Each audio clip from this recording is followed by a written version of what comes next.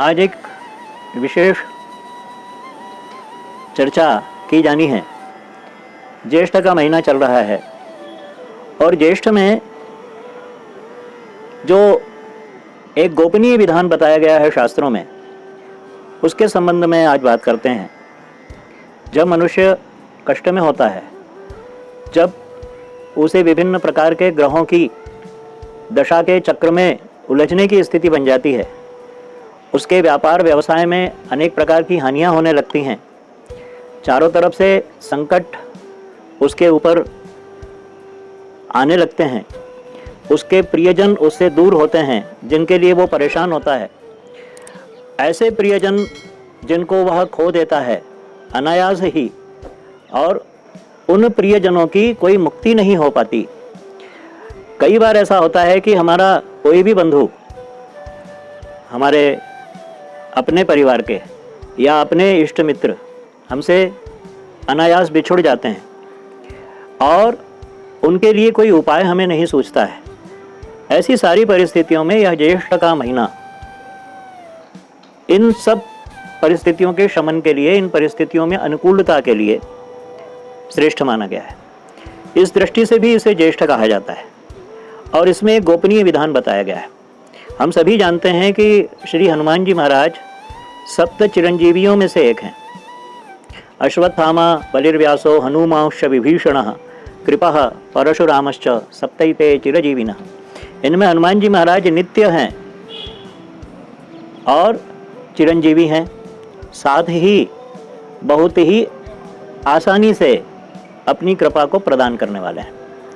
तो ऐसे समस्त संकट, ऐसी समस्त आपदाएं और ऐसे समस्त पितृ कार्य जिनमें हम सभी उलझे हुए हैं, जिनसे हम सभी त्राण पाना चाहते हैं और जिससे हम सभी आगे उभरना चाहते हैं, ऐसी सारी परिस्थितियों में हनुमान जी महाराज के अनुष्ठान का विशेष विधान ज्येष्ठ मास में कहा गया है। उसका कारण यह कि भगवती सीता ने जिस समय अशोक वाटिका में हनुमान जी महाराज उनसे मिले थे, तब उन्होंने उन्हें अपने प्रथम पुत्र के रूप में स्वीकार किया था।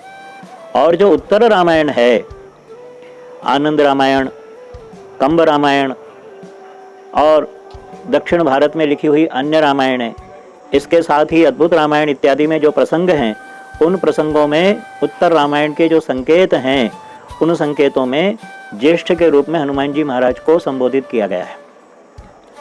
तो ज्येष्ठ शब्द हनुमान जी का भी पर्यायवाची है। इसलिए ज्येष्ठ मास में हनुमान जी महाराज की कृपा प्राप्ति के लिए विशेष अनुष्ठान का विधान है। जैसे सुंदर कांड का जो पाठ है, सुंदर शब्द का एक अर्थ कपि भी होता है और कपि का अर्थ वानर होता है, और वानर रूप में हनुमान जी महाराज ने सारे कार्य संपन्न किए हैं। इसलिए सुंदर कांड का जो पाठ है वह ज्येष्ठ मास में अपने पितरों की प्रसन्नता के लिए हम लोग करें। ध्यान इतना रखना है कि हनुमान जी महाराज की प्रतिदिन, यदि आपके घर में एक तस्वीर हो तो उस तस्वीर का पूजन करें और हनुमान जी महाराज के बाएं चरण पर सिंदूर लगा करके उस सिंदूर को अपने मस्तक पर धारण करें। उस सिंदूर को ले करके और अपने किसी भी महत्वपूर्ण कार्य का संकल्प करते हुए उसे साथ में रखें, आपका कार्य सिद्ध होगा।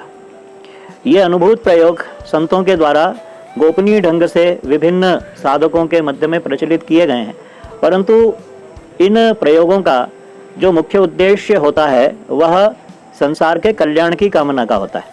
इसलिए सुंदरकांड का पाठ करें, हनुमान जी महाराज के सामने एक कलश रखें, कलश में जल भर करके रखें और हनुमान जी महाराज को थोड़ा सा मीठा, जैसे गुड़ हो सकता है, गुड़ को आप थोड़े से मोटे आटे की रोटी में मसल करके उसका चूर्ण बना करके और वह भी लगा सकते हैं, अथवा केवल गुड़ का भोग लगा सकते हैं। आप चने का और गुड़ का भोग भी लगा सकते हैं।